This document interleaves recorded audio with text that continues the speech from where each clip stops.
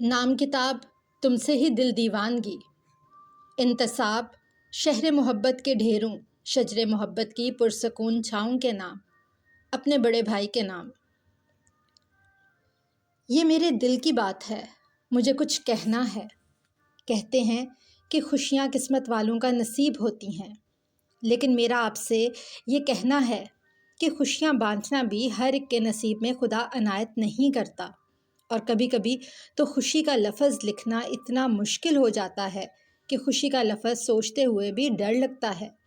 نہ کہ دل اندر کا دروازہ کھول کر اس کی پذیرائی کرنا۔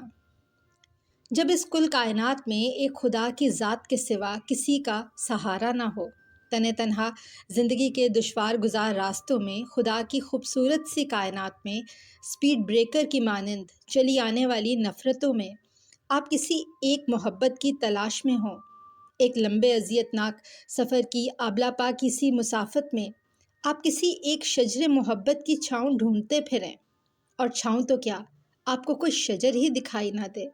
آپ خود کو تھکن سے چور پائیں، مزید سفر جاری رکھنے کی تاب نہ ہو۔ ان لمحات میں ان نفرتوں کے بیچ مشکلوں سے اٹھایا ایک قدم آپ کو ایک ایسے شہر محبت میں لے جائے جہاں آپ کے اطراف میں ڈھیروں شجر محبت ہوں، تو تب اس خدا کی ذات پر یقین کامل ہوتا ہے کہ وہ آپ کو اپنی عنایتوں میں بھولا نہیں، آپ اس کو یاد ہیں، اسی طرح جیسے کہ آپ اسے بھولے بیٹھے ہوں۔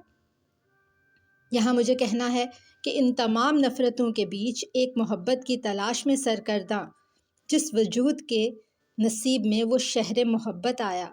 وہ میرا وجود ہے۔ وہ تمام محبتیں میں آپ کے نام کرتی ہوں، جن محبتوں کو پانے کے لیے میں نے ان نفرتوں سے کہا تھا مجھے اٹکیلیاں کرنے دو، اور پھر نا امید ہو کر خوشی کے چند الفاظ خوشی کی کہکشاں میں سے چن کر آپ کے ساتھ کی خواہش میں، آپ کی محبت کی چاہت میں آپ کے نام لکھ ڈالے تھے۔ اگر تم ساتھ میرا دو، مجھے تم سے یہ کہنا ہے، یہ دل اٹکیلیاں کرنے کو یوں بے تاب بیٹھا ہے۔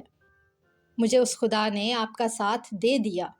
جس سے میں نا امید ہو چلی تھی، ایک محبت چھوڑ آپ سب کی محبتیں میرا نصیب کر دیں، ان تمام شجر محبت کی پرسکون چھاؤں میرا نصیب بنی۔